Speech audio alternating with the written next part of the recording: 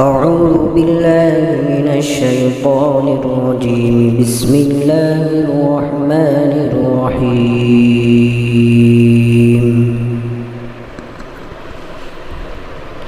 قل أعوذ برب الفلق من شر ما خلق ومن شر غاسق إذا وقب ومن شر النفاسات في العقد ومن